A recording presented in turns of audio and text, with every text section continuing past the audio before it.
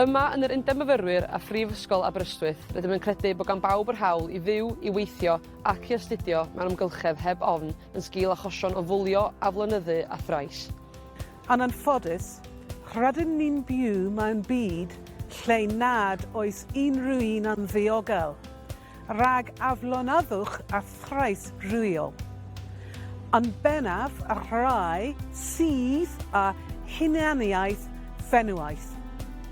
Rydym yn gwrthod derbyn bod Aberystwyth yn anarferol ac nad yw aflonyddwch rhywiol yn digwydd yma. Rydym yn gwybod nad yw hynny'n wir. Mae'n amser i weithredu.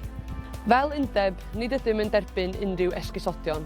Mae gennym bolisi o ddim goddefgarwch o unrhyw fath o fwlio, aflonyddu na thrais. Boed yn gyffwrdd i groeso, chwibân i neweiddiau mweddus, sylwadau ar cyfryngau cymdeithasol neu bwysau i gael ryw.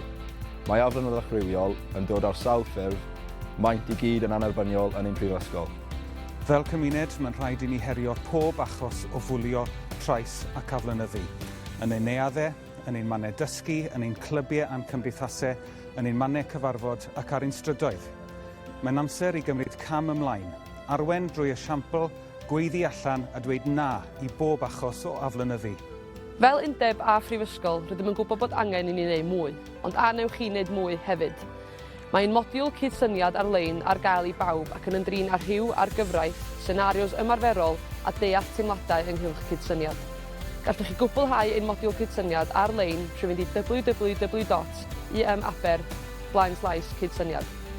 Os ydych chi'n aelod pwyllgor neu'n staff dysgu, gallwch hefyd wneud addewid heddiw ac ymrwymo i dim esgusodion. Os ydych chi angen cefnogaeth neu'n nabod rhywun sydd ei angen, cysylltwch â ni. Mae ynghorwyr hyfforddedig eisiau eich helpu. Nid ydych chi ar eich ben eich hun. Byddwn ni'n cymeryd pob honiad o ddifri.